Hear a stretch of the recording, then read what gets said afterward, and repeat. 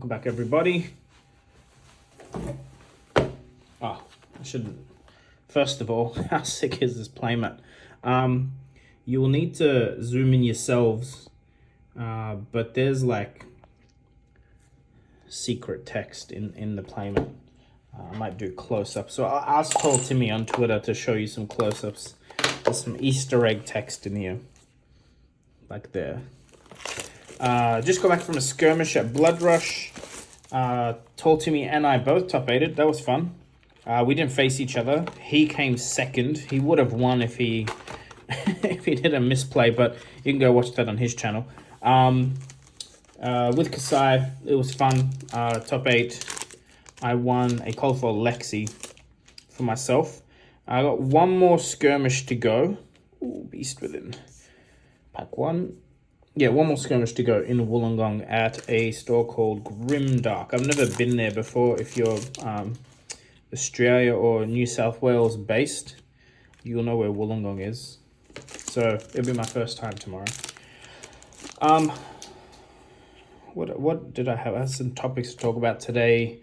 Something I missed in the last video. It turns out every set in Flesh and Blood is out of print. They sort of sneakily... Ooh, look at that. Rainbow foil bauble. I might grade this one. The centering looks decent. Might grade that. Every set's out of print. They snuck in Tales of Aria. So Tales of Aria and Monarch Unlimited were the only sets left in print. And they sort of sneakily changed those when they announced the Monarch print numbers. When I say sneakily, like they just didn't announce it. They just added they updated the site. Mangle, second Majestic. It's interesting because it means there are no Flesh and Blood sets in print right now. None. Like whatever you've got is all you... Sorry, not you personally. Whatever like the distributors have is all that's there. I think for Monarch and Tales... Ooh, spicy hit. Rainbow foil blood sheath. Look, it's interesting. I don't know if it'll mean much for pricing or anything. What's actually interesting is that this Fab 2.0 announcement is probably just around the corner, if that's the case. The more interesting assumption I'm making here is that I don't think there's any Everfest Unlimited coming. That's the assumption I'm making now, seeing they've out-printed everything unlimited, so maybe they've already worked out some new printing rules. Foil Kasai too. Very spicy box so far. But we'll see. Time will tell. I have no idea. I'm speculating. I'm assuming here, obviously. But it'd be very cool to see Everfest not have an unlimited print. It seems like there's plenty of it out in the wild. And then we get to find out what happens next. So, like I'm opening Unlimited Crew, which is already out of print. This might be some of the last unlimited tagged boxes ever. Something worth noting if you're holding on to some unlimited stock as a speculative investment. It might just be that they become rarer and rarer if they go to a one-set printing model or something like that. It's very cool to think about. Like I said, I don't care. I open stuff anyway. I would just want to see, like, in effect, the game grow. I think the best way for the game to grow is to have unlimited or whatever the cheaper, less limited printing is available day one. I don't think it's good for the game that cold foils are in the first set that comes out and people have to play them in tournaments. It makes them less collectible. I think it affects the market adversely. It's my opinion. But, yeah, that's it. Last little bit of thing that's interesting. So we obviously saw the spoiler for Taylor, which is the cosplayer exclusive promotion. A promotional card. Double-sided cold foil looks gorgeous. The full art with the corgi, and there's so much detail in that art piece. The cool thing there is... Well, when I say cool, unexpected, is that it's cosplayer only. Cool.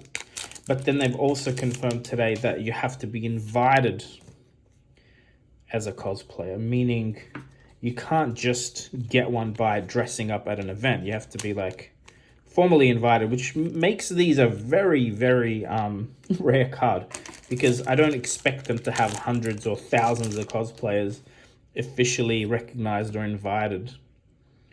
I always forget that Zen State is a token, and they're pretty rare in foil. But yeah, very cool. I don't have like a strong opinion about that. I think it's cool. I think it's like a good way to encourage cosplayers to make the effort to get to events, because perhaps this super rare promo card ends up being worth hundreds of dollars. And so, well, maybe thousands, but I don't think it'll get to thousands. But the point is, it might be a very cool way for them to fund their trips and their cosplays themselves. Like if you can only, if there's only like 5 to 10 of these per major event, then it'll be very rare. Very, very rare, and a lot of collectors will want them.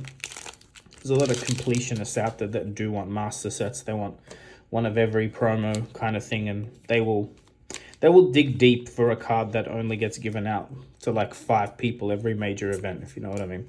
I'm saying 5. Could be a dozen per event. It still wouldn't change if they're very rare.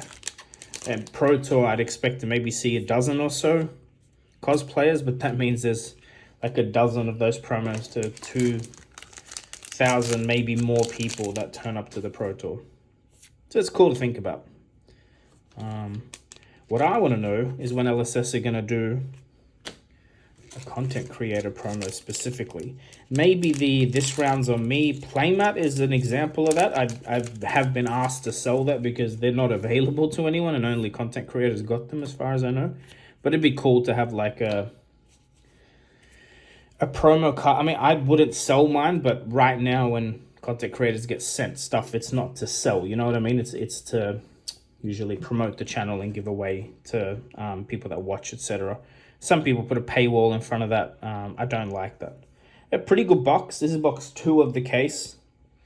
7 Majestics. 8, really. That's a big hit. I believe that pays for the box, if I'm not mistaken, or at least comes close to. So thanks for watching. One more skirmish tomorrow. I'll update you guys with the results. I think I went... What was my record today? I conceded a match to try and help a friend get into top 8. I versed a Dash. Man, I'm having mental blanks. I think I faced an Ira, Dash, Oldham. Yeah, I can't remember. But it was good. It was a very good day. Very fun. We were at Blood Rush, which is like our favorite spot to play. So lots of fun. All right, guys. Talk soon. Thank you for watching Fluke Box. Please subscribe for more content.